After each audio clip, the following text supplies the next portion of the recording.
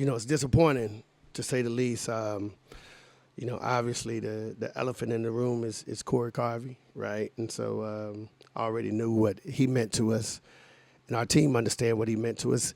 Listen, we're going to get out here and compete because no one feels sorry for us. No one cares about your problems. If anything, they happy you have them, right? All the success that we've had in this league, nobody's going to feel sorry for North Carolina Central. So we just got to continue to respond. It's our first time playing without him. So now they have a true understanding of what he brought to the table. And now the manner in which he brought so much attention to him that it freed a lot of our guys, right? So now he's not out there to, have two bodies on him so somebody's open.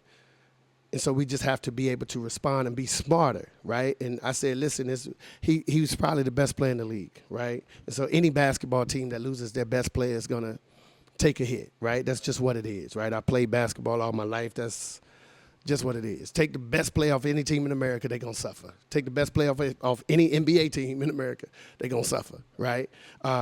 But they don't have to suffer long. We just have to understand how we once scored. We can't no longer score in those similar fashions because he was the safety net. He was the safety blanket. We would throw it into him, and if teams double team, they would kick out, and, people would get open shots.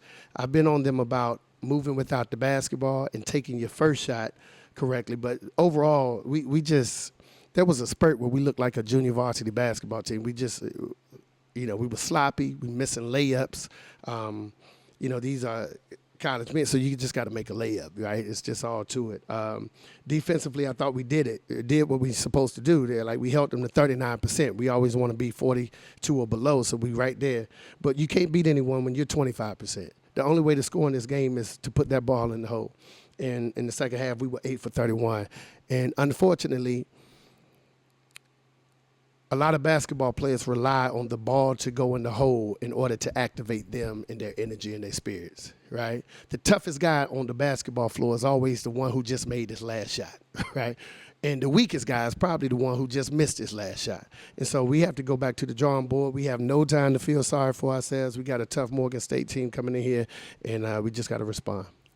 Coach, that first half there, what were your thoughts in the first half? Because, you guys scored 33 points. Did you feel like you left a couple points out there on the board?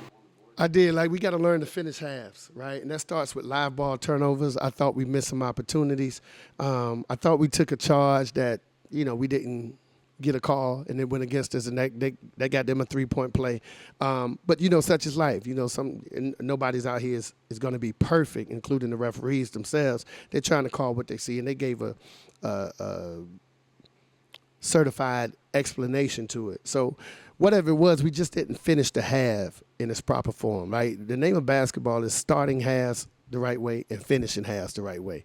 And we didn't finish the first half the right way, and we didn't start the second half the right way. I thought that 5 minutes allowed them to get some confidence that they ain't necessarily have, and they got some easy attempts at the rim, and, they were able to go from there.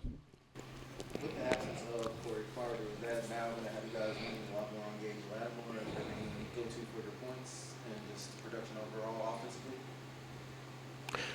Yeah, it's going to have to be a collective effort, though, right? He wasn't, I think he was 2 for 12 or 2 for 11 in the first half, so he wasn't, at his best. He was able to make some shots in the second half, but it can't just be on one man's shoulders, right? Takeo Carpenter, he has to step up. His stat line, that's not indicative of him, right? So everyone has to step up, right? Just period.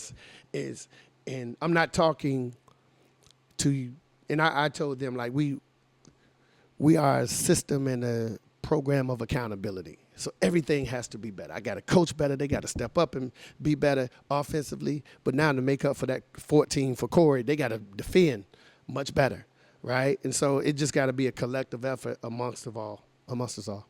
And that being said, you said you were pleased with the defensive effort for the most part, just to get it over the line when it came offensively. It's already been the identity of the team is the defense. Is that something you're going to, like you said, lean even more heavily into going forward, especially? Yeah, we're going to have to get some stops. I thought Binga came in and gave us some value minutes, defensively. But we just got to be better across the board defensively. It's too many we're not a very athletic team, right? So those 50-50 balls, those second chance opportunities, those second jump balls, like we have a hard time getting those. And a lot of that is just lack of athleticism. So we just got to be in the proper position at the right time to be able to make the play. Ball going through your hands and we fumbling it. Like there was no sharpness about and no gather, no collectiveness about finishing defensive possession. So we gave them a couple of extra opportunities.